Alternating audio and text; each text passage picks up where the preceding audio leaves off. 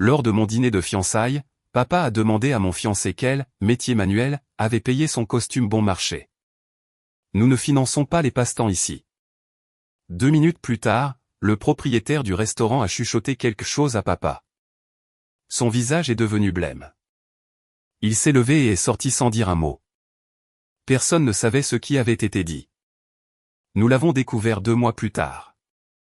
Je m'appelle Ashlyn. J'avais 30 ans la nuit où cela s'est produit. Je travaille comme experte comptable judiciaire, ce qui est une façon élégante de dire qu'on me paie pour trouver le mensonge caché dans une pile de chiffres. Les gens pensent que c'est ennuyeux. Ça ne l'est pas. Les chiffres ne clignent pas des yeux. Les chiffres ne deviennent pas nerveux quand vous les regardez trop longtemps.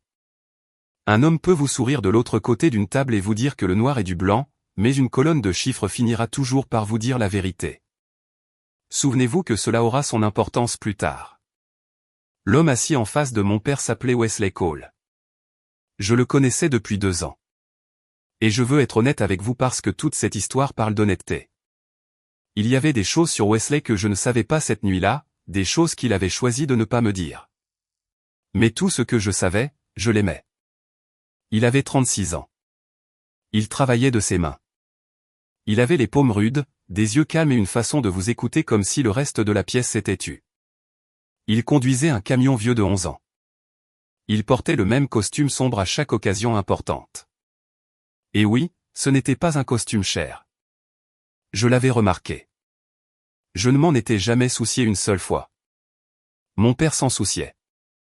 Mon père ne se souciait de presque rien d'autre. Laissez-moi vous parler de Warren Fisher.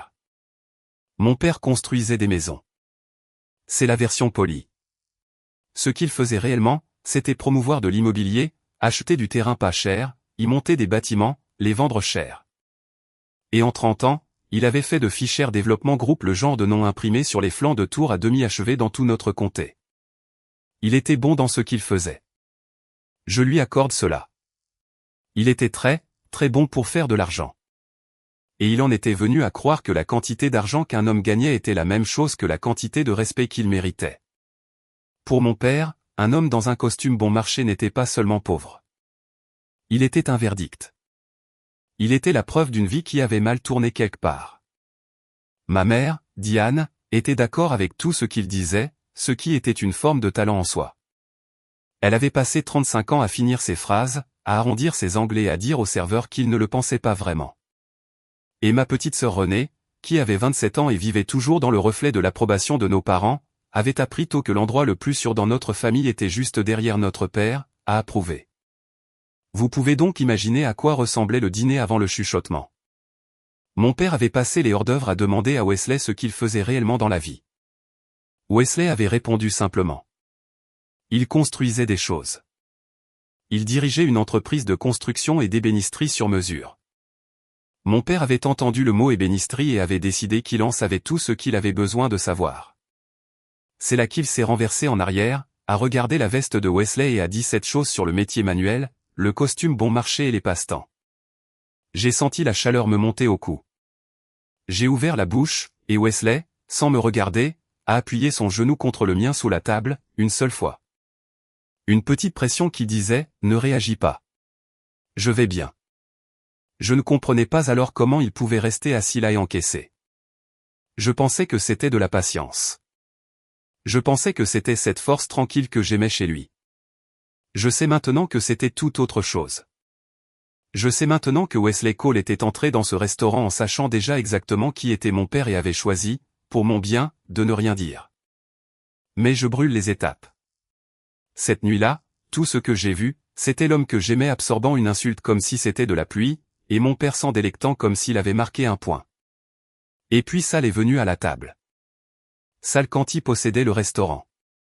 Il avait 68 ans, était bâti comme un boxeur à la retraite, avec un tablier blanc et des lunettes de lecture remontées dans ses cheveux gris. Il avait accueilli Wesley chaleureusement à la porte, ce que j'avais trouvé gentil, de la manière dont les propriétaires de bons endroits sont gentils. Ce que je n'ai pas vu, ce que je n'ai reconstitué que bien plus tard, c'est la façon dont Sal s'était figé lorsque Wesley avait dit son nom de famille au comptoir des réservations. Cole. Sal avait déjà entendu ce nom auparavant, il y a longtemps, et il était resté gravé en lui pendant 20 ans. Sal a traversé toute la salle. Il a posé une main sur le dossier de la chaise de mon père. Il s'est penché tout près, comme on le fait quand on va dire quelque chose que personne d'autre ne doit entendre, et il l'a dit, quoi que ce fût, à l'oreille de mon père. J'ai vu la scène se dérouler à 1 mètre de distance. J'ai vu la couleur quitter le visage de mon père, pas lentement, d'un coup, comme une prise qu'on débranche du mur. Sa main, qui tenait un verre de vin, a posé le verre très prudemment, comme s'il était devenu lourd. Sa bouche s'est ouverte et rien n'est sorti. Et c'est un homme que je n'avais jamais vu une seule fois en manque de mots. Ni aux enterrements, ni aux faillites, ni la fois où un associé lui avait hurlé dessus au milieu d'un tribunal. Mon père avait toujours un mot. Ce soir-là, il n'en avait aucun. Il s'est levé, sa chaise a grincé. Il a laissé son manteau accroché au dossier. Et il est sorti du restaurant de salle, est passé devant le comptoir de l'hôtesse, a franchi la porte d'entrée, s'est avancé sur le parking, et il n'a pas jeté un seul regard en arrière vers aucun d'entre nous. Pendant un moment, toute la table est restée assise là, immobile. Puis ma mère a ri, ce rire éclatant et fragile qu'elle utilise pour meubler le silence, et a dit quelque chose sur sa tension artérielle et sur le fait qu'il avait été sous tellement de stress avec le nouveau projet. Elle attrape déjà son téléphone. Wesley, à côté de moi, était devenu très calme. Pas un calme de surprise. Un genre différent. Le genre de calme qu'une personne a quand une chose qu'elle porte depuis longtemps a enfin déplacé son poids. Qu'est-ce qu'il lui a dit, ai-je demandé à Sal. Sal se tenait là, les mains jointes sur son tablier, à regarder la porte par laquelle mon père était sorti. Ce n'est pas à moi de vous le dire, a dit Sal, la voix douce. C'est ce dont je me souviens. Il ne pavoisait pas. Il avait l'air presque triste. Demandez à votre père. Et il est retourné dans sa cuisine et n'a plus voulu dire un mot de plus là-dessus ce soir-là, peu importe combien j'ai essayé. Je veux que vous réalisiez à quel point c'était étrange. Un homme insulte mon fiancé. 2 minutes plus tard, un inconnu lui chuchote quelque chose à l'oreille. Et ce même homme, puissant, orgueilleux, n'ayant jamais tort, devient blême et s'enfuit du dîner de fiançailles de sa propre fille. Et la seule personne qui sait pourquoi refuse de vous le dire et vous dit de demander à l'homme qui vient de s'enfuir. J'ai conduit jusqu'à la maison ce soir-là les mains crispées sur le volant. Wesley était assis sur le siège passager, regardant par la fenêtre. Je lui ai demandé s'il allait bien. Il a dit que oui. Je lui ai demandé s'il avait une idée de ce que Sal avait dit à mon père. Et il y a eu une pause. C'était une petite pause. Si je n'avais pas passé toute ma carrière à apprendre à remarquer la demi-seconde avant que quelqu'un ne décide de la quantité de vérité qu'il va vous donner, je l'aurais peut-être manqué. Mais je l'ai remarqué. Il a dit « non ». Et puis il a pris ma main et l'a tenue tout le reste du trajet. Et je me suis autorisé à le croire parce que je le voulais. C'était le premier mensonge entre nous.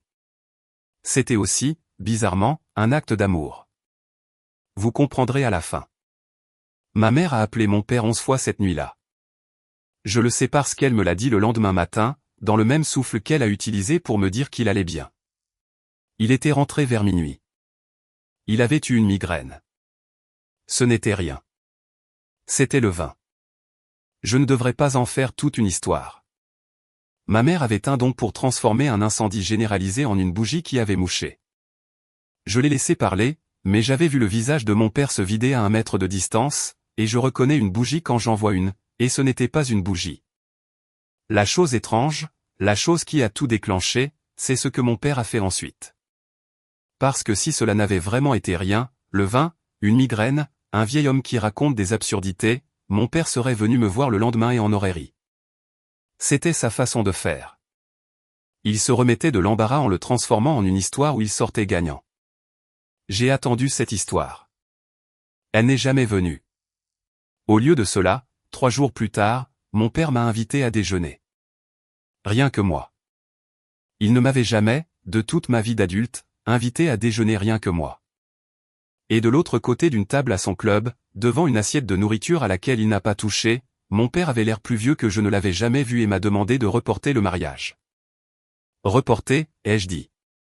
Pourquoi? Je pense que tu te précipites, a-t-il dit. Il ne croisait pas mon regard. Mon père, qui pouvait faire baisser les yeux à une banque. Je pense que tu ne connais pas vraiment cet homme. Je pense qu'il y a des choses sur Wesley Cole sur lesquelles tu ne t'es pas renseigné. Des choses comme quoi?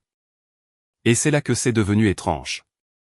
Parce que mon père, l'homme le plus sûr de lui que j'ai jamais connu, n'avait pas de réponse prête. Il a bafouillé. Il a dit des choses que dit un père, qu'il voulait ce qu'il y avait de mieux pour moi. Que le mariage était une affaire autant qu'un sentiment, et que je devais faire mes vérifications d'usage. Vérification d'usage. Il a réellement utilisé ces mots avec moi, une experte comptable judiciaire dont tout le travail consiste à faire des vérifications d'usage. Papa, ai-je dit, il y a 4 jours, tu ne te souciais même pas de savoir ce que Wesley faisait comme métier. Tu as traité son costume de passe-temps. Maintenant tu veux que j'enquête sur lui? Qu'est-ce qui s'est passé à ce dîner?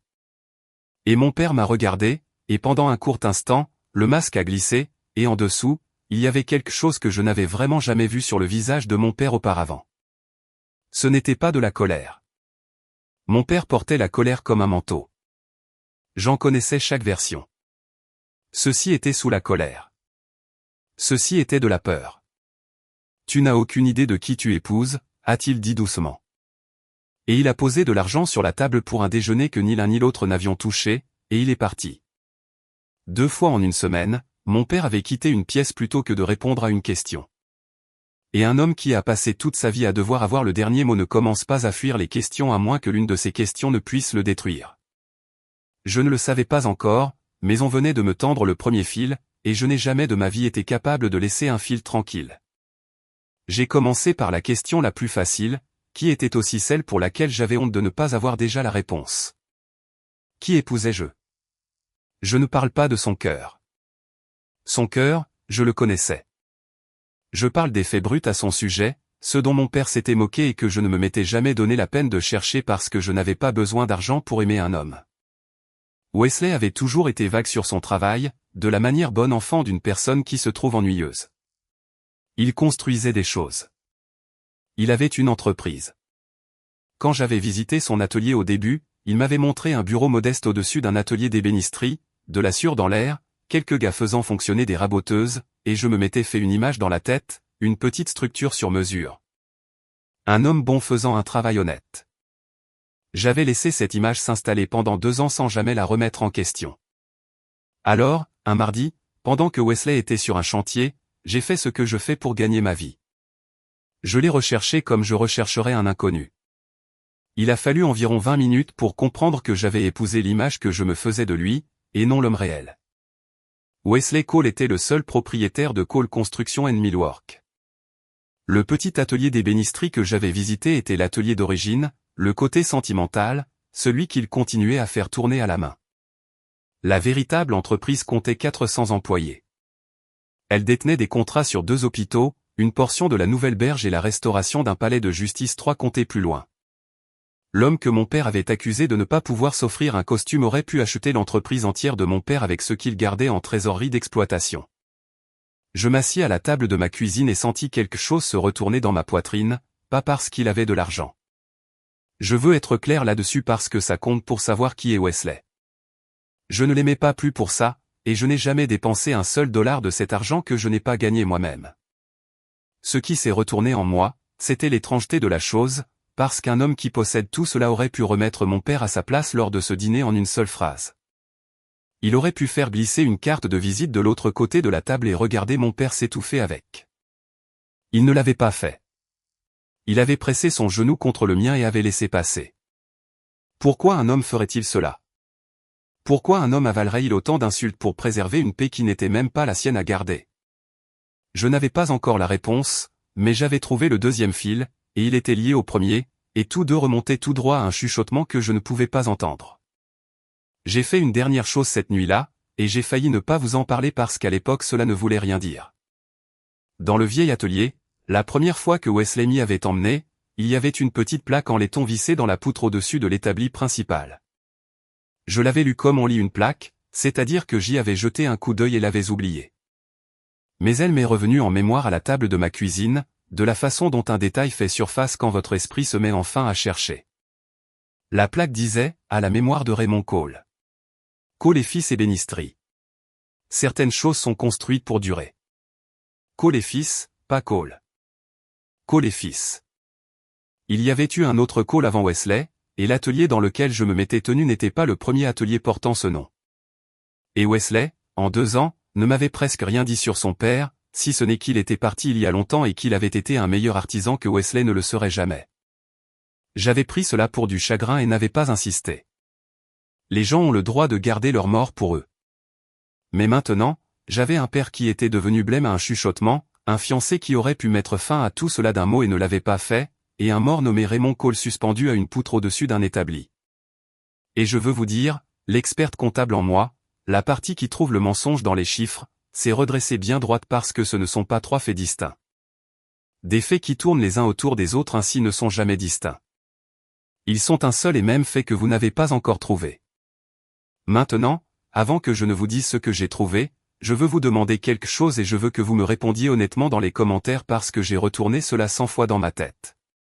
Si vous étiez à ma place, si vous aimiez un homme et que vous commenciez à soupçonner que votre propre père était mêlé à son passé d'une manière que ni l'un ni l'autre ne voulait que vous voyiez, continueriez-vous à tirer sur le fil ou le me laisseriez-vous de côté pour protéger le mariage et ne jamais savoir? Dites-le moi. Je le pense vraiment. Dites-moi ce que vous auriez fait parce que j'ai continué à tirer et je ne suis toujours pas sûr d'avoir eu raison. Avant que le fil suivant ne me trouve, je suis allé en chercher un moi-même. Je suis retourné chez Sal. J'y suis allé un mardi après-midi quand je savais que l'endroit serait vide, les chaises encore retournées sur les tables. Sal était à l'arrière en train de faire ses comptes à la main dans un registre, ce qui m'a appris quelque chose sur lui avant même que nous ne nous parlions. Un homme qui tient ses propres comptes de cette façon est un homme qui se souvient de tout. Il n'a pas semblé surpris de me voir. Il m'a versé un café que je n'avais pas demandé, s'est assis en face de moi et a attendu. J'ai besoin de savoir ce que vous avez dit à mon père, lui ai-je dit. Vous avez vu ce que ça lui a fait. Il est sorti du dîner de fiançailles de sa propre fille. Il ne veut pas me le dire. Wesley ne veut pas me le dire. Vous êtes le seul qui le fera. Je suis celui qui ne le fera pas, a dit Sal doucement. Je suis juste le seul à être honnête à ce sujet. S'il vous plaît. Il m'a regardé pendant un long moment.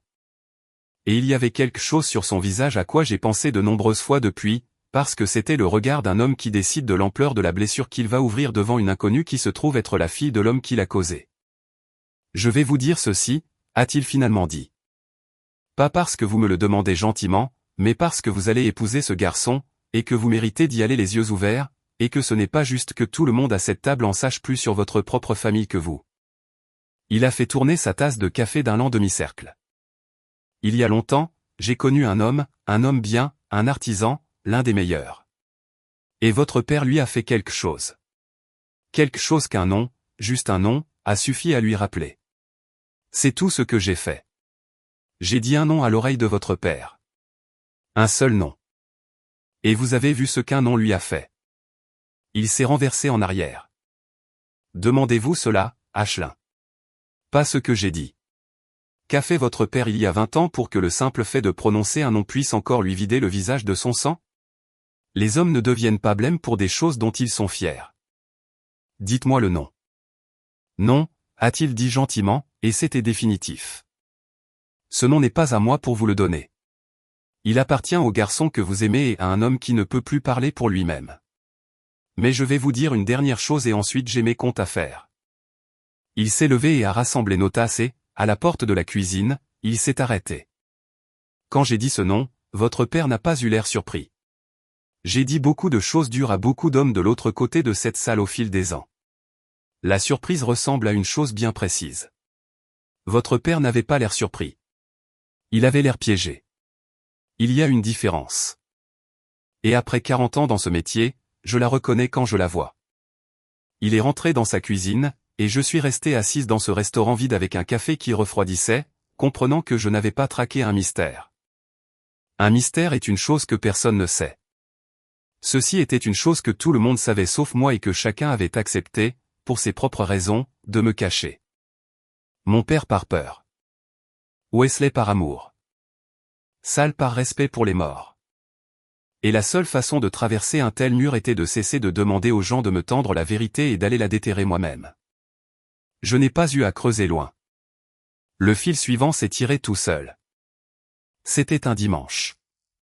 Ma mère organisait un de ces dîners, le genre qu'elle donne pour prouver que la famille va bien. Et j'y suis allé parce que ne pas y aller aurait été une prise de position, et je n'étais pas encore prête à prendre position. Mon père était là et il sonnait faux. C'est la seule façon dont je peux le formuler. Il était vidé. Il avait perdu du poids en 2 semaines. Il parlait à peine à sa propre table. Lui qui dirigeait chaque table où il s'asseyait. Et plus tard, quand je suis allé au fond du couloir pour aller aux toilettes, je suis passé devant son bureau, la porte était entr'ouverte et mon père était au téléphone. Je n'essayais pas d'écouter. Je veux que ce soit clair. Mais on ne peut pas ne pas entendre son père dire les mots que je l'ai entendu dire. Il parlait à voix basse et rapidement à quelqu'un qu'il appelait par un prénom que je ne connaissais pas. Et il a dit, « Je m'en fiche de ce que ça coûte. Je veux savoir si quelque chose a survécu. Le privilège, l'inspection, tout. Si quoi que ce soit peut encore être extrait, si quelqu'un peut encore faire le lien, j'ai besoin de le savoir avant elle. » Une pause. Le chantier des fondateurs. 2003-2004. L'affaire Cole. L'affaire Cole. Je suis resté dans ce couloir, le cœur battant comme un marteau. Mon père ne savait pas que j'étais là.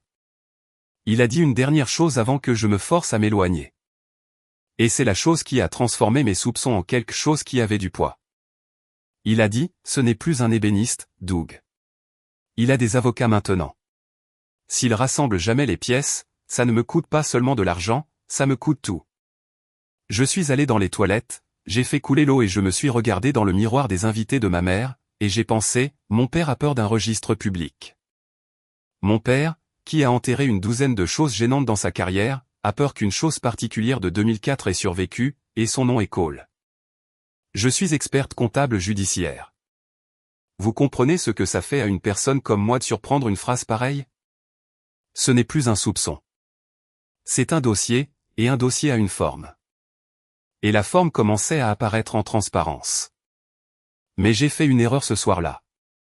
Je suis devenue gourmande et j'ai été imprudente parce que c'était la maison de mon père et j'ai oublié d'avoir peur de lui. Quand le dîner s'est terminé, je suis resté un peu.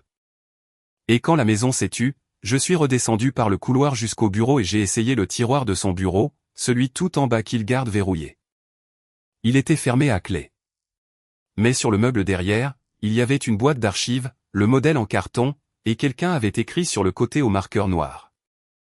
Et le marqueur disait, une année, une ancienne année, et un mot, et le mot était Cole. J'avais la main sur le couvercle de cette boîte quand la lumière s'est allumée. Mon père se tenait sur le seuil de la porte.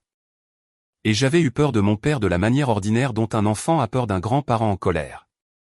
Ce n'était pas ça. Il m'a regardé avec ma main sur cette boîte et son visage a fait quelque chose que je ne l'avais jamais vu faire. Il est devenu froid. Pas chaud. La colère de mon père est chaude, bruyante, rapide à s'éteindre. Ceci était froid et calme, et ça ne s'est pas éteint. Éloigne-toi de ça, a-t-il dit très doucement. Qu'est-ce qu'il y a dedans, papa? Cette boîte n'a rien à voir avec toi. Il a traversé la pièce et a posé sa main à plat sur le couvercle à côté de la mienne, et il n'a pas levé la voix, et c'était ça le plus effrayant. Tu vas sortir de ce bureau. Tu vas épouser ton charpentier si tu le dois. Et tu ne vas plus jamais ouvrir une boîte dans ma maison. Tu m'as compris? Pour ton propre bien, Ashlyn, laisse-la fermer. Pour ton propre bien, il répétait cela comme si la chose qui me ferait du mal était la vérité et non ce qu'il avait fait pour l'enterrer. J'ai retiré ma main de la boîte. Je suis sorti du bureau. J'ai conduit jusqu'à chez moi en tremblant, et pas de peur de lui, bien que j'eusse peur.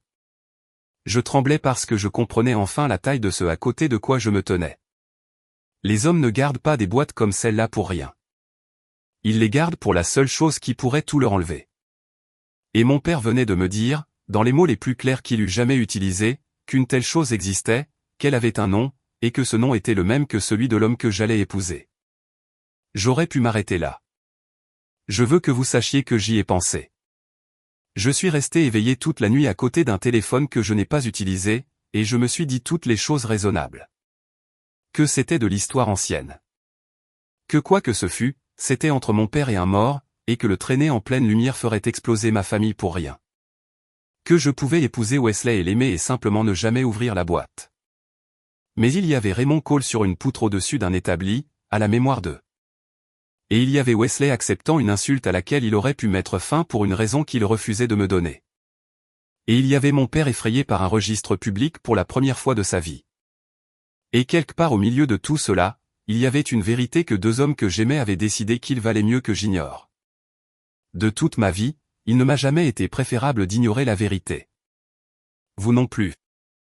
C'est pour cela que vous écoutez encore. Alors le lendemain matin, avant de me raviser, j'ai fait la seule chose dont mon père aurait dû avoir le plus peur. J'ai cessé d'être sa fille pendant un après-midi et je suis devenu ce que je suis réellement. J'ai ouvert mon ordinateur portable et j'ai extrait les registres publics du tribunal de notre comté en remontant jusqu'à 2003. Et j'ai recherché 3 mots, Fisher Development Cole. Et c'était là, exactement là où il avait peur que ce fût. En 2004, une entreprise appelée Cole et Fils Ébénisterie avait déposé un privilège d'ouvrier contre Fisher Development Group. Un privilège d'ouvrier est ce qu'un sous-traitant dépose lorsqu'il a fait le travail et n'a pas été payé. C'est le dernier outil juridique dont dispose un petit atelier pour dire par écrit à la face du monde, cette grande entreprise me doit de l'argent et ne veut pas me le donner. Le privilège était de 185 000 $ sur le projet phare de Fisher à cette époque, un hôtel-boutique dont mon père se vantait encore lors des soirées, appelé les fondateurs. Et puis, 6 semaines plus tard, le privilège a été retiré. Or, j'ai lu 10 000 privilèges. Quand un petit atelier dépose un privilège pour une somme pareille et le retire discrètement quelques semaines plus tard sans procès et sans accord sur le registre public, l'une de deux choses s'est produite. Soit ils ont été payés, soit ils ont eu peur. Et 3 mois après que Cole et Fils a retiré ce privilège, ils ont déposé le bilan. On ne dépose pas le bilan 3 mois après avoir été payé 185 000 $. On dépose le bilan parce que l'argent qui était censé vous sauver n'est jamais venu et que le réclamer a coûté plus cher que ce qu'il vous restait. Je connaissais cette mécanique. Je l'avais vue 100 fois dans mon travail. C'est la mécanique d'une grande entreprise qui presse une petite jusqu'à ce que la petite meure. Il y a un nom pour cela dans mon domaine, un nom laid et ordinaire. Cela arrive tous les jours dans ce pays, et presque personne ne va en prison pour cela. Un promoteur dépasse son budget. Il regarde ses sous-traitants et se demande lequel d'entre eux est assez petit, assez effrayé et assez pauvre pour qu'il puisse simplement refuser de le payer et le défier de combattre une entreprise avec un étage entier d'avocats. Et il choisit celui qui mourra le plus en silence. Mon père avait choisi Raymond Cole. Je connaissais si bien cette mécanique à cause du premier dossier qui a fait de moi ce que je suis. Ma 2e année dans le métier, un associé senior m'avait tendu une boîte à chaussures remplie de pièces comptables d'un poseur de carrelage. Un homme qui avait fait les salles de bain de tout un lotissement et n'avait été payé pour aucune d'entre elles. Tout le monde lui avait dit d'abandonner. Le promoteur était trop grand. L'homme était trop petit. C'était juste comme ça que ça se passait. J'ai passé 3 semaines dans cette boîte à chaussures et j'ai trouvé le schéma, les factures restées sans réponse, la plainte soudainement fabriquée de toutes pièces, la transaction proposée pour des miettes juste au moment où sa banque devenait nerveuse. Et nous avons fait payer au promoteur jusqu'au dernier centime. Le poseur de carrelage a pleuré dans notre salle de conférence. Et mon père, quand je lui en avais parlé au dîner, avait dit, « Alors, tu es comptable pour les gens qui n'ont pas les moyens de s'offrir de vrais avocats. » Il l'avait dit avec un sourire, de la façon dont il disait tout ce qui était destiné à vous rapetisser. Il n'a jamais respecté ce que je fais. Il pensait que c'était un petit travail, un travail pour de petites personnes, la version comptable d'un costume bon marché. Il n'a jamais compris que la compétence dont il se moquait était la seule compétence sur Terre conçue spécifiquement pour attraper un homme comme lui. Il avait passé 40 ans à compter sur le fait que les gens qui l'écrasaient étaient trop petits pour se battre et trop pauvres pour engager quelqu'un capable de lire ce qu'il avait fait. Il ne lui est jamais venu à l'esprit qu'il en avait élevé une à sa propre table, que la fille dont il traitait le travail de tenue de livre avait passé une décennie à apprendre à faire à des hommes exactement comme lui la seule chose à laquelle il ne survivrait jamais. J'avais l'habitude de penser que c'était une coïncidence si, de toutes les choses que j'aurais pu devenir, j'étais devenu cela. Je ne le pense plus. Je pense qu'une partie de moi a choisi ce travail parce que j'ai grandi dans une maison bâtie sur des choses que personne n'avait le droit de regarder de trop près, et je suis devenu une personne dont toute la vie consiste à les regarder quand même. Je suis resté assise avec cela pendant un long moment. Je veux être honnête sur ce que j'ai ressenti parce que ce n'était pas net. Une partie de moi pleurait déjà un homme que je n'avais jamais rencontré, un atelier avec une plaque en laiton. Le garçon que le fils de cet homme avait été. Et une partie de moi, la plus petite, la plus honteuse, était encore la fille de mon père, cherchant encore la version de l'histoire où il n'était pas un monstre. Les affaires sont dures, me disais-je. Les contrats tournent mal. Peut-être que le travail était vraiment défectueux. Peut-être qu'il y avait une raison. Et cela, s'est-il avéré, était exactement la porte que mon père s'était construite pour lui-même. Parce que lorsque j'ai creusé le privilège retiré, la raison pour laquelle Cole et fils avaient fait marche arrière, j'ai trouvé la raison. C'était un document, un rapport d'inspection tiers déposé par Fisher Développement dans le registre du comté pour se défendre contre le privilège, qui déclarait l'ébénisterie de Cole et fils défectueuse, non conforme et impropre à l'occupation. Une inspection indépendante, tamponnée et signée, qui disait que Raymond Cole n'avait pas fait le travail correctement, ce qui signifiait que mon père ne lui devait pas un centime, ce qui signifiait que le privilège était sans fondement. Ce qui signifiait qu'un petit atelier sans argent devait maintenant poursuivre une grande entreprise juste pour prouver que son propre travail était bon, en plus de l'argent qu'on lui devait déjà. Ce rapport était le couteau. Ce rapport est ce qui a effrayé Raymond Cole au point de lui faire retirer son privilège. Ce rapport est ce qui a tué son atelier. Et il était signé par un inspecteur nommé H. Voss. J'ai noté ce nom. Je ne savais pas encore ce qu'il signifiait, mais je l'ai entouré 3 fois parce qu'un rapport comme celui-là est tout le dossier, et tout le dossier repose sur l'homme qui l'a signé. Si le travail de Raymond Cole était vraiment défectueux, alors mon père était un homme d'affaires dur et rien de pire, et je pouvais remettre la boîte à sa place et épouser mon charpentier la conscience tranquille. Mais si ce ne l'était pas, si cette inspection était un mensonge que mon père avait fabriqué pour éviter de payer une facture, alors mon père n'avait pas seulement étranglé un petit atelier. Il avait fait passer le travail d'un homme honnête pour de la saleté dans un registre public, pour toujours. Pour s'épargner $185 000. Et quelques mois plus tard, cet homme honnête a tout perdu. Et pas longtemps après cela, j'allais apprendre qu'il était mort. J'ai fermé l'ordinateur portable. Mes mains étaient froides. J'avais un nom, un document et une mécanique, et j'avais une décision que je ne voulais pas prendre parce que la étape suivante, l'étape professionnelle, celle que toute ma carrière m'avait entraîné à franchir sans flancher, était de savoir si H. Voss était réel, si cette inspection avait jamais eu lieu. Et je savais déjà, de la façon dont on sait une chose dans son corps avant que son esprit ne soit d'accord, que si je franchissais cette étape, je ne pourrais plus ignorer ce que je trouverais. Soit j'innocentais mon père, soit je le condamnais. Il n'y avait pas de troisième porte. Je veux m'arrêter ici et vous demander de faire quelque chose avec moi parce que c'est le moment où tout a basculé et je ne veux pas que vous soyez de simples spectateurs. Si vous êtes arrivés jusqu'ici, vous n'êtes plus un témoin extérieur à ma vie. Vous êtes dedans. Alors, dites-moi tout de suite dans les commentaires, pensez-vous que j'aurais dû conduire jusqu'à chez Wesley ce soir-là et lui demander la vérité en face? Ou pensez-vous, comme je l'ai fait, que je lui devais de savoir de quoi j'accusais mon père avant de lui faire revivre la pire chose qui lui fût jamais arrivée? Prédisez comment il l'a pris. Je vous dirai si vous avez raison. Parce que j'ai conduit jusqu'à chez Wesley ce soir-là. Je ne pouvais pas rester assise là-dessus. J'ai apporté une chemise et je me suis assise en face de l'homme que j'aimais à la table de sa cuisine, et j'ai posé l'impression du nom de cette plaque en laiton devant lui. Raymond Cole. Cole et fils ébénisterie. Et j'ai dit, Wesley, j'ai besoin que tu me dises qui était ton père, et j'ai besoin que tu me dises ce que mon père lui a fait. Et l'homme qui ne flanchait jamais a flanché. Il a regardé cette chemise pendant un long moment. Il ne l'a pas touchée. Puis il s'est levé et a versé 2 verres d'eau que nous n'allions pas boire, de la façon dont les gens font quand leurs mains ont besoin d'occupation. Et il en a posé un devant moi, s'est rassis, et m'a dit la vérité, toute la vérité. Et la vérité était pire que le dossier, parce que le dossier n'était que des chiffres et que ceci était une vie. Raymond Cole était son père. Cole et fils ébénisterie était l'atelier que son père avait bâti de ses mains en 25 ans. L'atelier où Wesley avait balayé la sûre quand il était garçon et avait appris à assembler le bois si étroitement qu'on ne pouvait pas glisser une lame de rasoir entre les joints. En 2003, cet atelier a décroché le plus grand contrat de son histoire. L'ébénisterie intérieure d'un nouvel hôtel-boutique. Les moulures, les panneaux et le grand escalier courbe. Le genre de travail sur lequel son père avait attendu toute sa carrière d'apposer sa signature.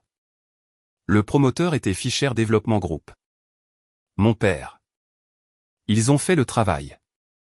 Wesley avait 14 ans. Il avait été sur ce chantier. Il avait poncé les rampes de cet escalier. C'était magnifique. Son père en était plus fier que de tout ce qu'il avait jamais fabriqué. Et quand le travail a été terminé, mon père n'a pas payé. Pas en retard, n'a pas payé. Et quand Raymond Cole a déposé son privilège pour l'y forcer, mon père a déposé un rapport disant que ce magnifique travail était de la saleté. Et a défié un homme à bout de ressources de dépenser de l'argent qu'il n'avait pas pour prouver le contraire devant un tribunal que mon père possédait de toutes les manières qu'il comprenait. Il a essayé de se battre pendant un moment, a dit Wesley. Sa voix était très égale. C'est ainsi que j'ai su ce que cela lui avait coûté. Puis la banque a vu le rapport dans le registre et a coupé notre ligne de crédit. On ne peut pas faire tourner un atelier sans crédit. Il a licencié ses gars, des hommes qui étaient avec lui depuis 20 ans. Il a vendu le matériel. Puis il a vendu la maison pour que les hommes aient leur chèque de solde de tout compte. Ma mère est partie l'année d'après. Et mon père. Wesley s'est arrêté. Il a fait tourner le verre d'eau d'un quart de tour sur la table. Mon père s'est assis dans une chambre louée avec une pile de lettres des avocats de votre père et son cœur a lâché à 53 ans.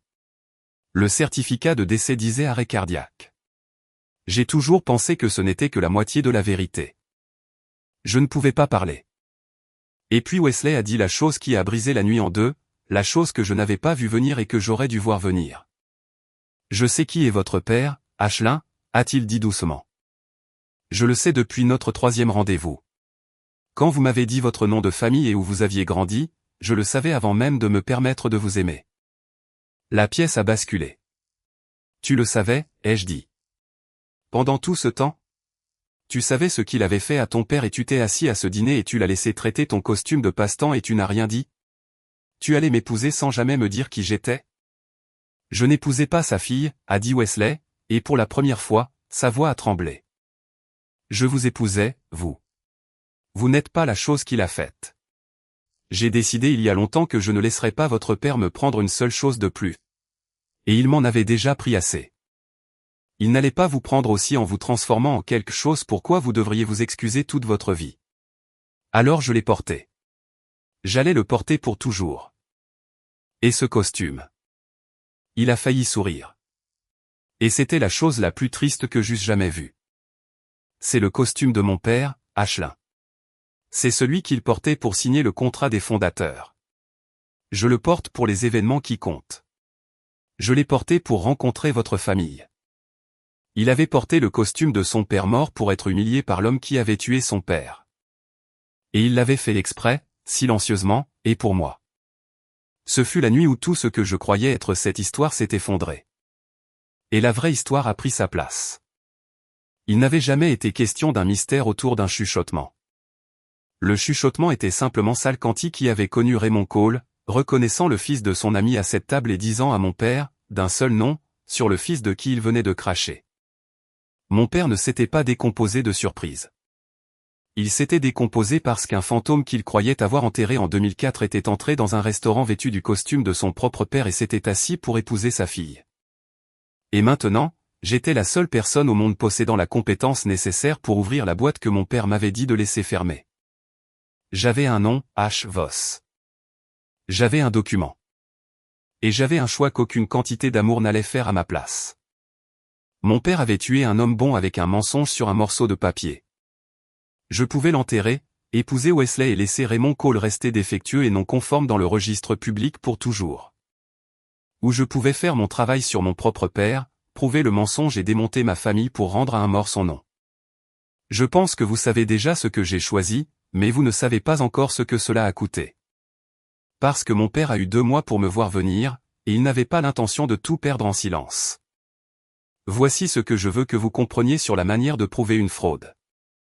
On ne la prouve pas avec des sentiments. On ne la prouve pas en se levant lors d'un dîner et en disant « tu es un menteur ». Mon père avait survécu 40 ans en étant inattaquable, en s'assurant que chaque chose laide qu'il faisait avait un papier par-dessus qui avait l'air propre. Si j'allais rendre à Raymond Cole son nom, je ne pouvais pas le faire avec de la colère. Je devais le faire de la manière dont je fais tout, silencieusement, dans l'ordre, jusqu'à ce que les chiffres ne lui laissent plus aucun endroit où se tenir. Alors, j'ai commencé à construire, pas une scène, mais un dossier.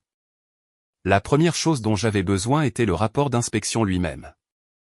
Le vrai, pas le résumé dans le registre du tribunal. Wesley avait quelque chose à quoi je ne m'attendais pas. Quand son père était mort, il avait tout gardé. Chaque lettre des avocats de mon père, chaque facture, le contrat original signé, les copies de l'atelier des bons de livraison et d'installation. Il avait gardé cela dans une boîte pendant 20 ans parce qu'il ne pouvait pas la jeter et ne pouvait pas la regarder. Il a posé cette boîte sur la table de la cuisine et l'a fait glisser vers moi. Et il a dit, si vous allez le faire, faites-le bien. Ne le laissez pas se défiler. Et puis il a quitté la pièce parce qu'un homme ne peut regarder la ruine de son père étalée sur une table que pendant un temps limité. À l'intérieur de cette boîte se trouvait toute la mécanique du crime, et c'était mieux que ce que j'osais espérer, parce que mon père avait fait l'erreur que font toujours les hommes arrogants. Il avait été négligent parce qu'il n'avait jamais imaginé un seul instant qu'une personne compétente serait autorisée à regarder. Laissez-moi vous dire ce que disaient les chiffres. Les registres d'installation de Cole et Fils, signés, datés, attestés par le conducteur de travaux de l'hôtel lui-même, montraient que l'ébénisterie, les panneaux et l'escalier avaient été installés entre mars et mai 2004. Ce n'est pas contesté. Les propres gens de l'hôtel ont signé sur les dates. Maintenant, voici le rapport d'inspection que mon père a déposé pour déclarer ce travail défectueux. Celui signé par H. Voss. Il était daté du 9 février 2004. Relisez cela comme je l'ai lu.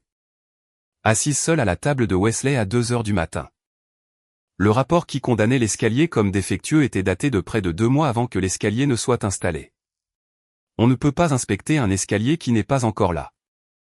On ne peut pas trouver une chose non conforme et impropre à l'occupation lorsqu'elle est encore sous forme de planche dans un atelier à l'autre bout de la ville. Le document que mon père a utilisé pour tuer Raymond Cole décrivait un travail qui n'existait pas physiquement le jour où il prétendait l'avoir inspecté. J'ai réellement ri. C'est sorti de moi avant que je ne puisse l'arrêter. Ce petit rire affreux et fêlé, seul dans le noir, parce que j'avais passé 2 semaines à avoir peur de ce que je trouverais. Et mon père s'était condamné lui-même en 2004 sans jamais le savoir. Il avait eu besoin d'un document, alors il en avait fabriqué un et il l'avait antidaté sans réfléchir parce qu'il n'avait jamais prévu que quiconque le placerait à côté des registres d'installation. Personne ne l'avait jamais fait. Raymond Cole avait été trop pauvre, trop effrayé et trop seul pour engager quelqu'un comme moi. Et puis il était mort. Mais je ne m'en suis pas tenu à la date parce qu'une date peut être argumentée comme une erreur matérielle et mon père aurait argumenté exactement cela. Je suis donc parti à la recherche de l'inspecteur H. Voss et c'est là que j'ai cessé d'être une fille avec une chemise pour devenir une professionnelle avec un dossier. Cela a pris 9 jours. J'ai extrait les registres d'accréditation de l'État pour chaque inspecteur en bâtiment nommé Voss dans notre État sur les 30 dernières années. Il y en avait un, Harold Voss. Et la licence d'inspecteur de Harold Voss avait été suspendue en novembre 2003, 3 mois avant la date figurant sur le rapport, pour falsification d'inspection. Le jour où le document de mon père prétendait que Harold Voss avait effectué une inspection indépendante de l'ébénisterie des fondateurs, Harold Voss n'était légalement plus du tout inspecteur. Il n'aurait pas pu signer un rapport valide même si l'escalier s'était tenu devant lui. Et il y avait une dernière chose. La chose qui transformait un mensonge en un mensonge spécifique de mon père, celle qui lui rendait impossible de dire « j'ai engagé un mauvais inspecteur sans le savoir ». Harold Voss était marié à la sœur de mon père. C'était mon oncle.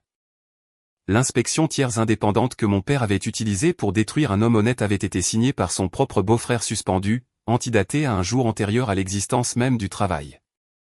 Il n'y avait pas de travail défectueux. Il n'y avait jamais eu de véritable inspection. Il y avait seulement une facture de $185 000 que mon père ne voulait pas payer, un membre de la famille avec un stylo et une licence suspendue, un petit atelier qui n'avait pas les moyens de se battre, et un homme mort dans une chambre louée. C'était tout le dossier. Et maintenant, il était à moi, dans une chemise, dans l'ordre, avec les dates alignées de sorte que personne, ni mon père, ni son étage d'avocat, ne puisse jamais les faire correspondre à autre chose qu'à la vérité. J'avais les documents, mais les documents sont froids, et j'avais besoin de regarder la partie vivante de cette affaire en face. J'ai donc fait la chose que j'ai failli ne pas faire. Je suis allé voir mon oncle Harold. Je n'avais pas vu Harold Voss depuis que j'étais fille. Il avait été là pour nos fêtes quand j'étais petite, et puis un an, il n'a simplement plus été là. Et mes parents avaient dit quelque chose de vague sur une brouille, et les enfants ne remettent pas plus en question la disparition d'un oncle que le temps qu'il fait. Maintenant, je comprenais le temps qu'il faisait. Je l'ai trouvé grâce à l'adresse de son accréditation, qui n'avait pas été mise à jour depuis des années, puis grâce à un suivi de courrier dans un appartement d'une pièce au-dessus d'un magasin de pneus à l'autre bout du comté. Il a ouvert la porte en peignoir à 14 heures, et je l'ai vu me reconnaître et devenir, pendant une seconde, blême. Le même blanc que mon père. Cela coulait dans plus que le sang, cette couleur. Cela coulait dans la chose qu'il avait faite ensemble. Tu es la fille de Warren, a-t-il dit.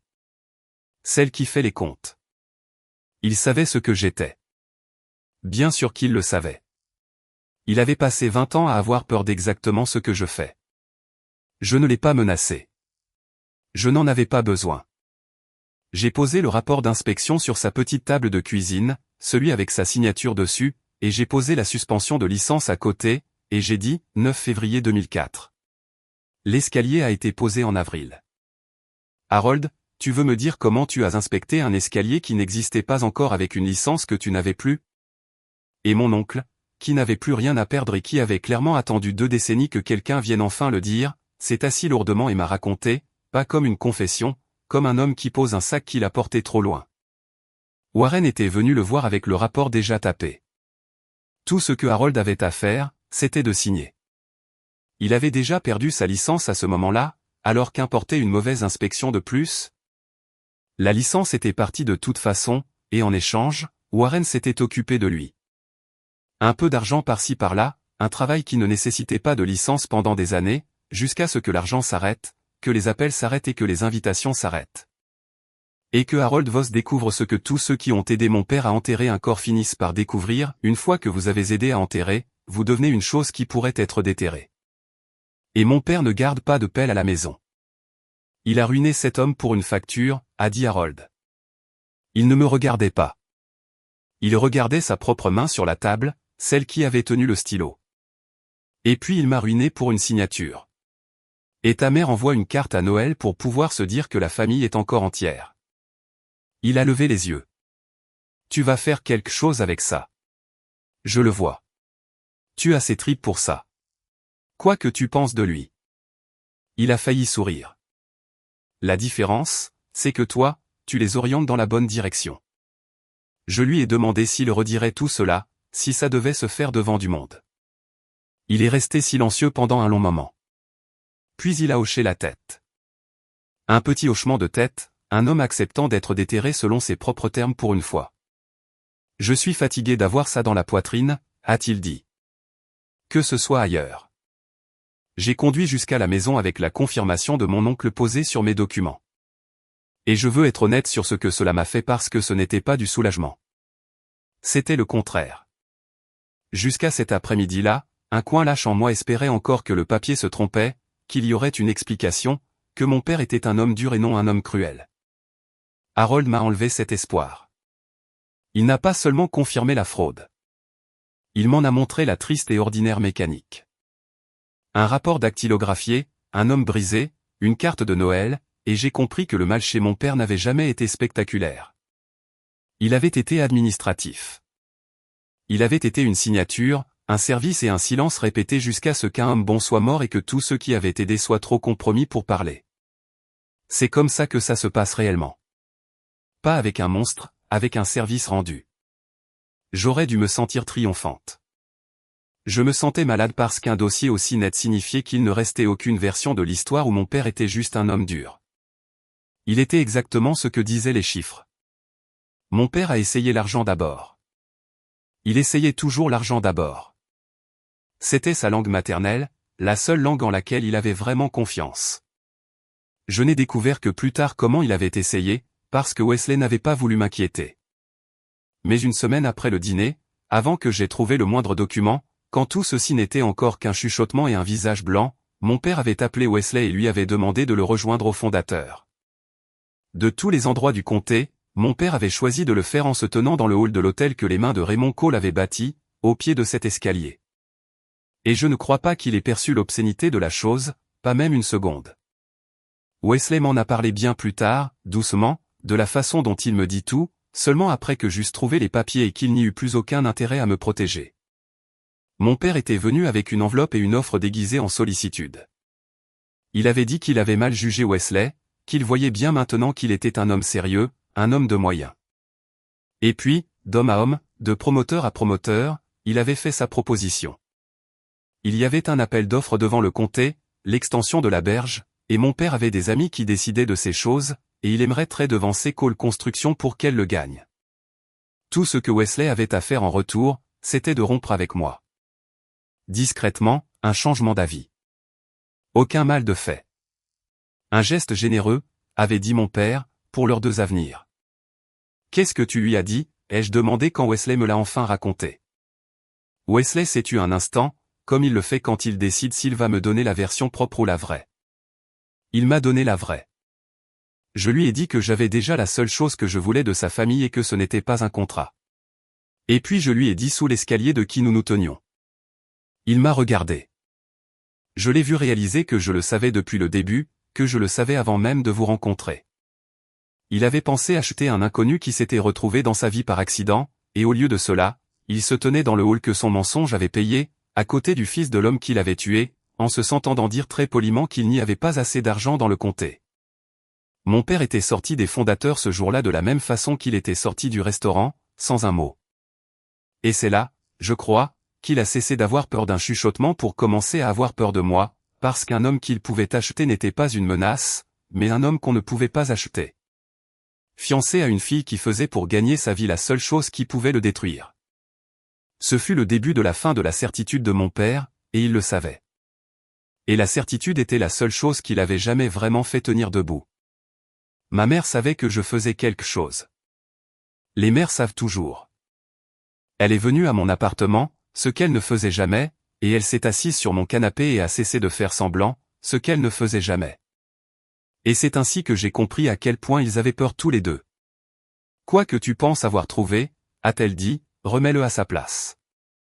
Je t'en supplie, Ashlyn. Ton père n'est plus un jeune homme. Ça va l'achever. Est-ce que c'est ce que tu veux? Achever ton propre père pour un ébéniste qui est mort depuis 20 ans? Ce n'était pas un ébéniste, maman. C'était un homme. Et papa n'a pas seulement manqué de le payer. Il a signé son nom comme étant de la saleté et a laissé la banque faire le reste. Tu savais. Tu sais depuis 20 ans. Et ma mère, qui avait passé 35 ans à finir les phrases de mon père, m'a regardé et a fini sa dernière phrase pour lui. Nous avions vous, les filles, à élever, a-t-elle dit. Nous avions une vie à protéger. Tout le monde aurait fait le même choix. Elle le croyait. C'était le pire. Elle avait construit toute une vie au-dessus de cette tombe et s'était persuadée que c'était du sol solide. Ma sœur a été pire et je la comprenais mieux, ce qui, d'une certaine façon, faisait plus de mal. Renée m'a appelé en hurlant. Pour elle, j'étais le bourreau. La fille ingrate qui faisait sauter la famille qui nous avait élevés pour le bien d'un homme qui se mariait dans l'argent et qui n'avait pas besoin de notre aide. Tu vas détruire papa pour le père mort d'un mec riche, a-t-elle dit. Est-ce que tu t'entends seulement? Il ira bien, Ashlyn. Les Cole vont bien. C'est nous que tu es en train d'immoler. Je lui ai dit que les Cole ne allaient pas bien. Je lui ai dit que l'un d'eux était mort. Elle m'a raccroché au nez. Je veux vous dire quel est resté le méchant de l'histoire. Ce ne fut pas le cas. Gardez-la en mémoire. Elle revient différente. L'avocat est venu ensuite. Doug. Le prénom que j'avais entendu à travers la porte du bureau. Celui à qui mon père avait dit, je m'en fiche de ce que ça coûte. Une lettre est arrivée à mon appartement sur du papier épais. Le genre de papier conçu pour vous nouer l'estomac avant même d'avoir lu un mot. Elle me mettait en garde, dans le langage prudent que les avocats utilisent pour vous menacer sans tout à fait vous menacer, que toute déclaration infondée et diffamatoire concernant Fisher Développement ferait l'objet de poursuites judiciaires de toute la rigueur possible. Que je devais penser à ma propre licence professionnelle, qu'une experte comptable judiciaire qui lance des accusations imprudentes pourrait voir ses qualifications réexaminées. Cette dernière partie était l'aveu. Il ne s'inquiétait pas de la diffamation. On ne menace la licence d'une personne que lorsqu'on a peur de ce que cette licence lui permet de voir. Je l'ai lu 2 fois et puis j'ai fait la chose qui, je crois, a le plus effrayé mon père quand Doug lui a rendu compte. Rien. Je n'ai pas appelé. Je n'ai pas cédé. J'ai classé la lettre dans ma chemise, dans l'ordre, avec le reste des preuves d'un homme essayant très fort de garder une boîte fermée.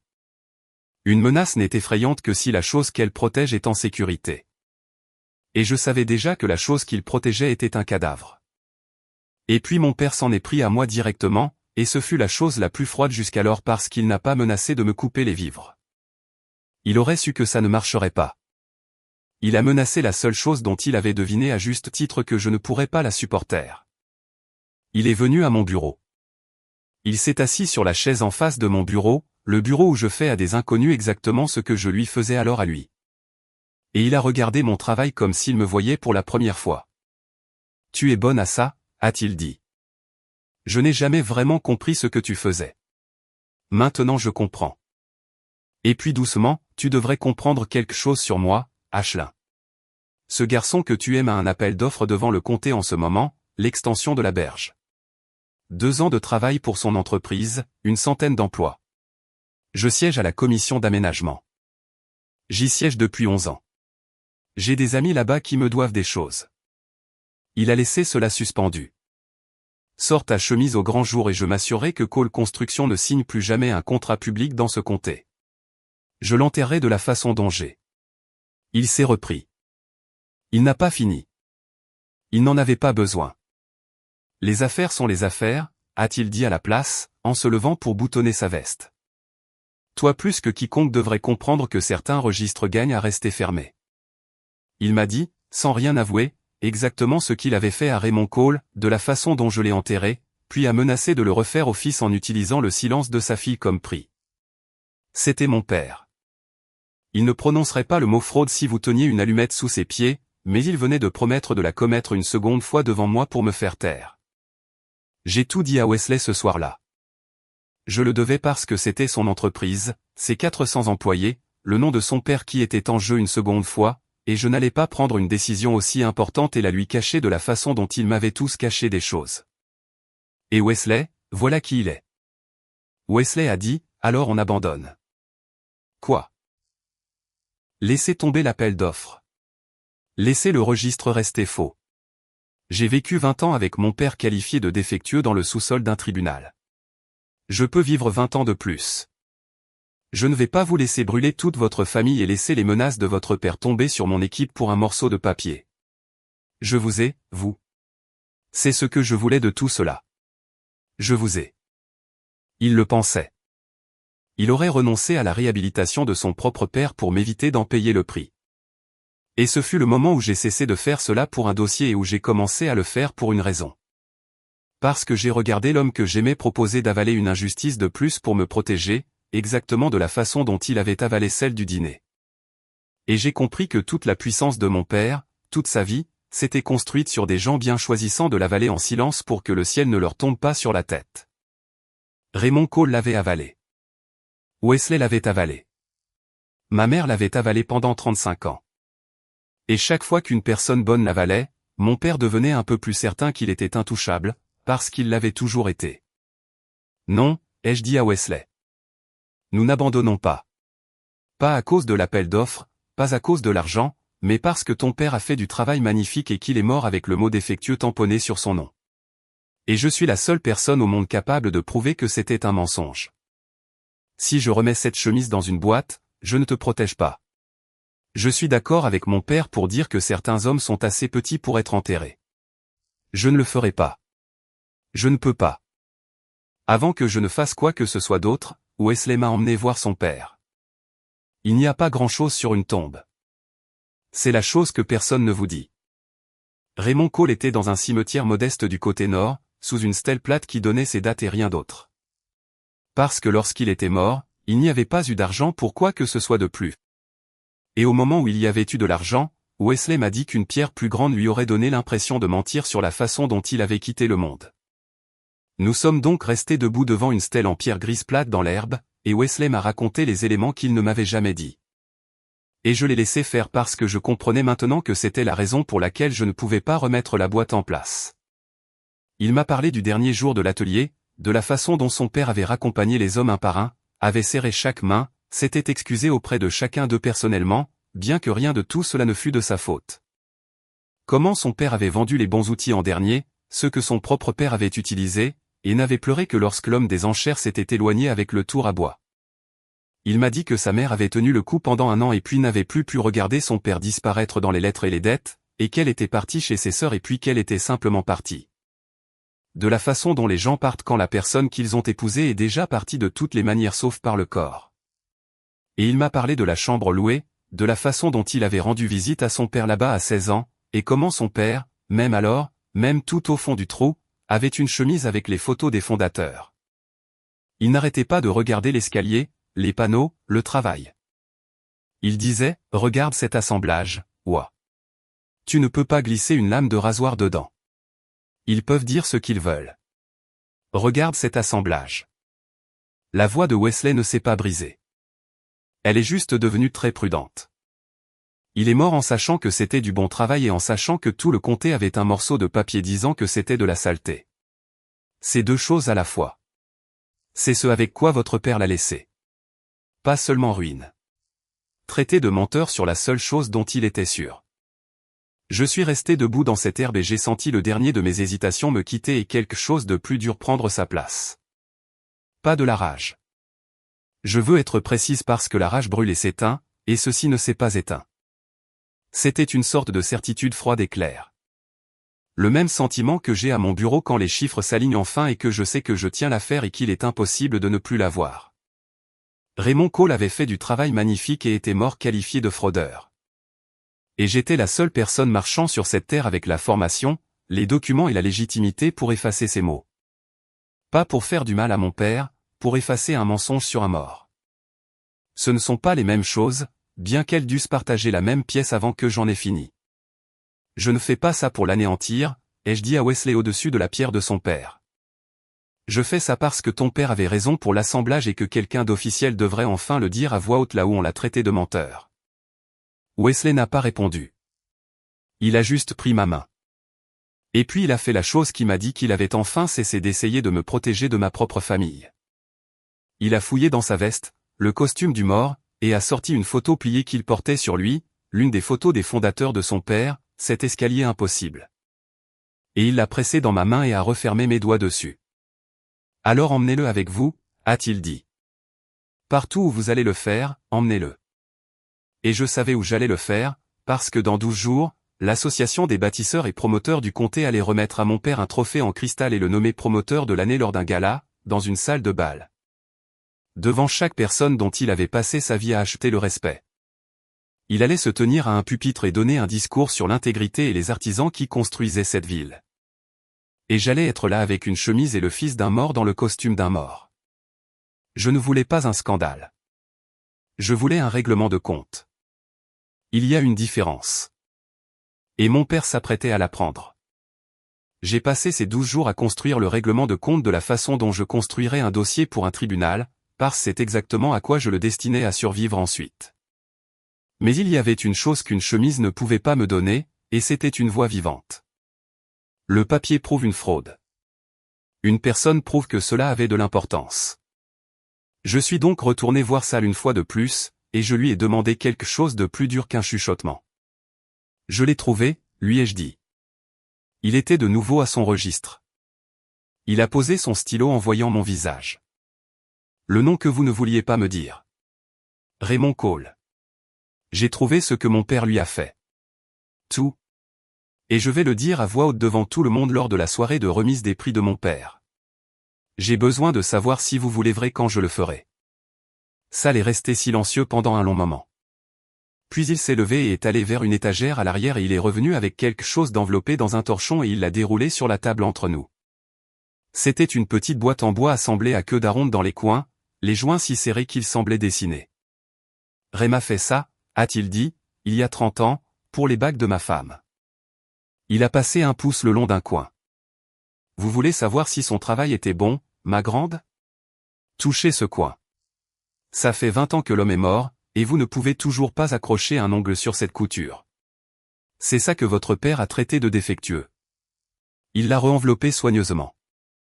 Je me lèverai.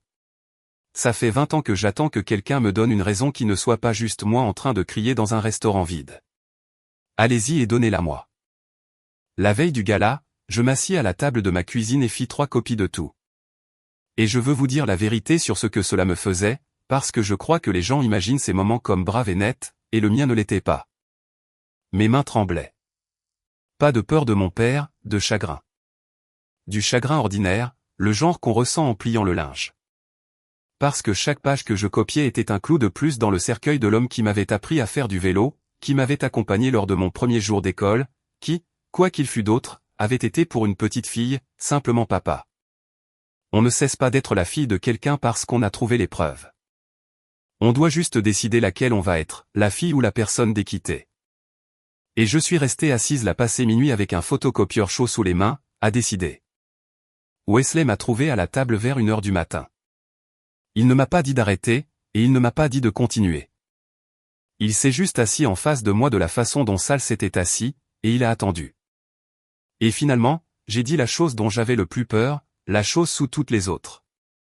Et si je ne faisais pas ça pour ton père, ai-je dit. Et si une partie de moi le faisait juste parce que je suis en colère qu'il m'ait menti toute ma vie? Et si ce n'était pas de la justice? Si c'était juste de la vengeance?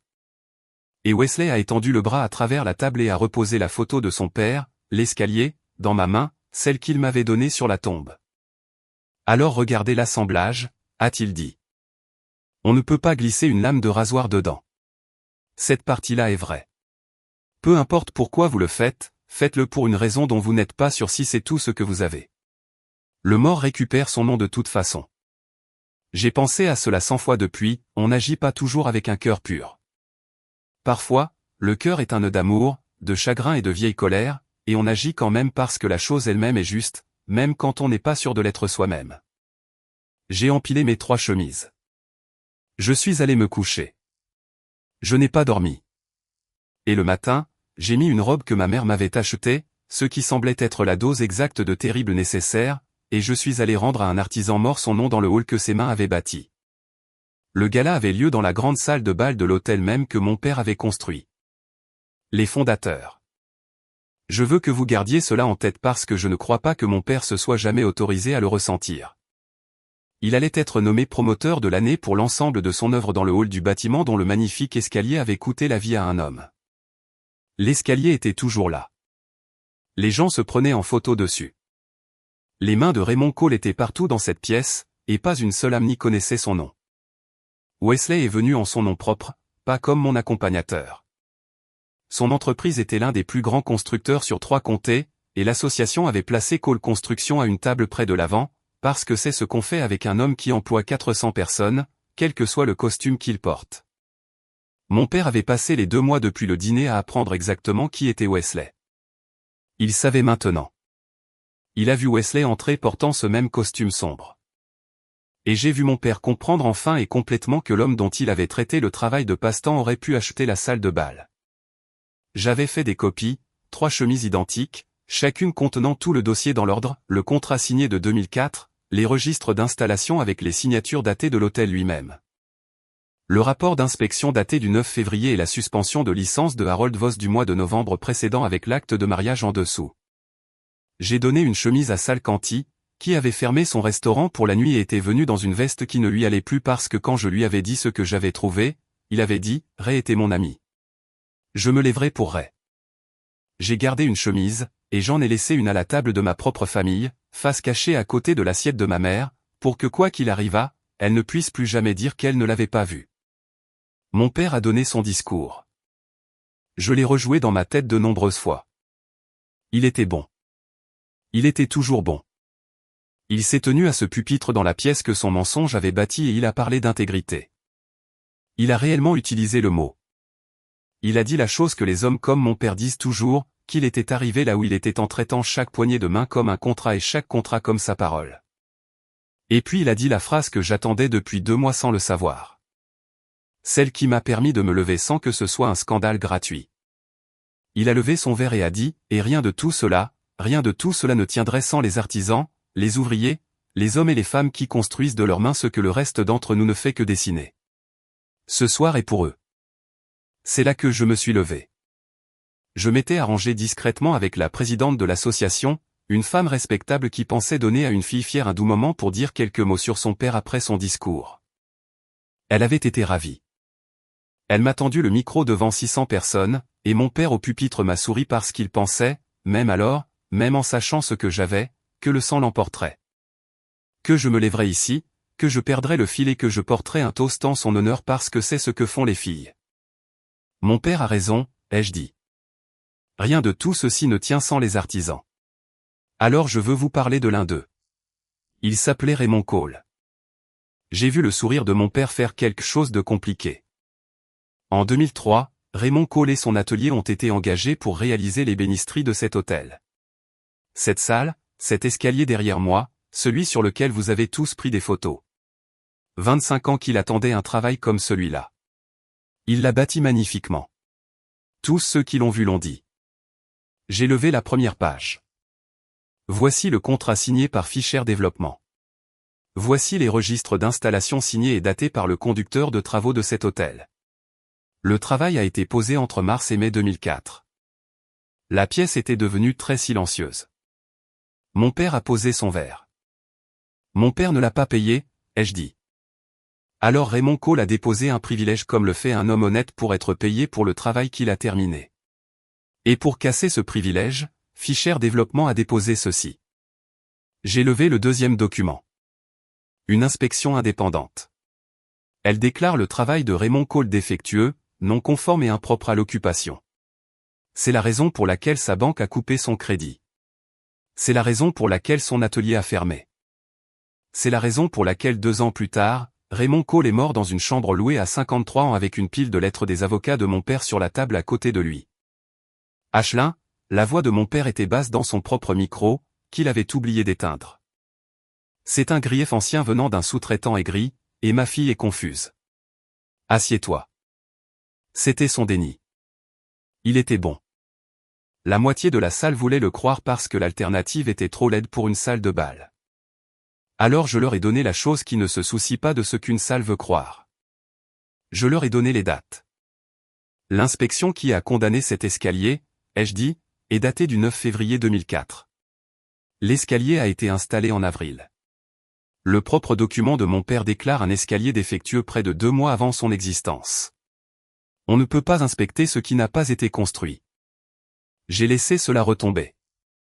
Je l'ai entendu traverser la salle comme un courant d'air. Et l'inspecteur qui l'a signé, H. Voss, Harold Voss, avait vu sa licence d'inspecteur suspendue pour falsification d'inspection en novembre 2003. Le jour où ce rapport prétend qu'il a inspecté cet hôtel, il n'était pas un inspecteur agréé dans cet état. Il était aussi, et ici j'ai regardé mon père, pas la salle, le beau-frère de mon père, mon oncle. Il n'y a pas eu d'inspection indépendante. Il n'y a pas eu de travail défectueux. Il y avait une facture que mon père ne voulait pas payer, un membre de la famille avec une licence suspendue et un stylo, et un homme bon qui n'avait pas les moyens de se défendre. Le silence dans cette salle de bal est une chose que j'entendrai pour le reste de ma vie. 600 personnes et pas une fourchette qui bouge. Mon père a ouvert la bouche. Et c'est la partie que je veux que vous compreniez parce que c'est la partie que les gens comprennent toujours de travers quand ils imaginent un moment comme celui-ci. Mon père ne s'est pas effondré. Il n'a pas avoué. Les hommes comme mon père n'avouent jamais. La confession n'a jamais été en lui. Il a essayé de parler et ce qui est sorti fut le début d'une explication. Les dates étaient une erreur matérielle et puis il s'est arrêté parce qu'il se tenait devant 600 personnes. Et la seule chose qu'une erreur matérielle ne peut pas faire, c'est se produire près de 2 mois avant le travail qu'elle décrit. Et mon père, quoi qu'il fût d'autre, n'était pas stupide. Il a compris en temps réel à ce pupitre qu'il n'y avait aucune phrase dans la langue humaine qui faisait correspondre ces 2 dates. Et il a donc fait la seule chose qui restait. Il a fermé la bouche et son visage est devenu blême, du même blanc qu'au dîner. J'avais enfin vu ce que Sal avait vu. Puis Wesley s'est levé. Il n'a pas dit grand-chose. Il n'en avait pas besoin. Il s'est juste tenu debout dans le costume de son père et il a dit, « Raymond Cole était mon père. J'ai poncé cet escalier quand j'avais 14 ans. Il n'est pas défectueux. Venez voir. » Et Sal Canty s'est tenu à sa table, sa chemise dans sa main tremblante, et a dit à toute la salle, « J'ai vendu à Ray Cole son bois pendant 20 ans. Les meilleures mains que j'ai jamais connues. Tout ce qu'elle a dit est vrai, et j'ai les papiers moi aussi. » 2 hommes debout dans une salle qui venait de voir le promoteur de l'année échouer à expliquer une date. Et puis tout s'est effondré, de la façon dont ces choses se font, plus vite qu'on ne le penserait. La présidente de l'association a retiré le trophée en cristal du pupitre. Elle l'a simplement ramassé en silence et l'a emporté. Et d'une certaine façon, ce fut plus fort que n'importe quelle annonce. Les deux hommes de la commission d'aménagement de la berge, les amis qui devaient des choses à mon père, se sont levés de leur table et sont partis sans un mot parce qu'un homme à la commission d'aménagement ne peut pas être photographié assis à la table d'un fraudeur avéré. Le plus grand partenaire actuel de mon père, une femme qu'il courtisait pour une affaire en centre-ville, était déjà sur son téléphone. Ça ne se passe pas avec des cris. Ça se passe avec des gens qui décident silencieusement les uns après les autres qu'ils n'ont jamais vraiment été avec vous. Mon père s'est tenu à ce pupitre et a vu toute sa vie se lever de ses chaises et marcher vers les sorties, et personne ne lui a hurlé dessus. Et ce fut la pire chose de toutes, parce que personne ne pensait qu'il valait encore la peine qu'on lui hurle dessus. Ma mère est restée figée à notre table avec la chemise face cachée à côté de son assiette, celle que j'avais laissée pour qu'elle ne puisse jamais dire qu'elle n'avait pas vu. Elle ne l'a jamais retournée. Elle n'en avait pas besoin. Et ma sœur Renée, voici la partie que je vous avais promise. Ma sœur s'est levée. J'ai pensé qu'elle allait venir me hurler dessus. Au lieu de cela, elle est passée devant moi, devant notre père, et elle s'est arrêtée à la table de Wesley et elle lui a dit quelque chose que je n'ai pas pu entendre. Et puis elle a posé sa main sur le bras de Sal Canty, le vieil homme qui s'était levé pour son ami. J'ai découvert plus tard ce qu'elle avait dit à Wesley. Elle avait dit, « Je suis désolé, je ne savais pas. Je le jure devant Dieu, je ne savais pas. » Elle ne savait pas.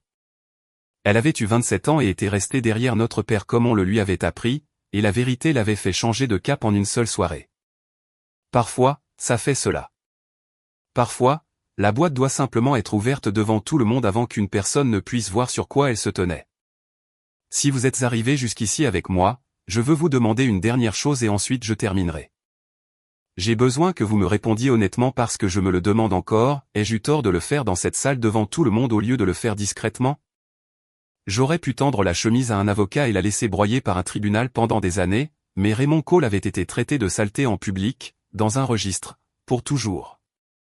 Et j'ai décidé qu'un mensonge public ne peut être défait qu'en public. Dites-moi si vous auriez fait la même chose. Et s'il y a quelqu'un dans votre propre famille qui avale silencieusement une injustice depuis des années pour que le ciel ne lui tombe pas sur la tête, ceci est votre rappel que le ciel est plus solide qu'on ne vous l'a dit. Il tient.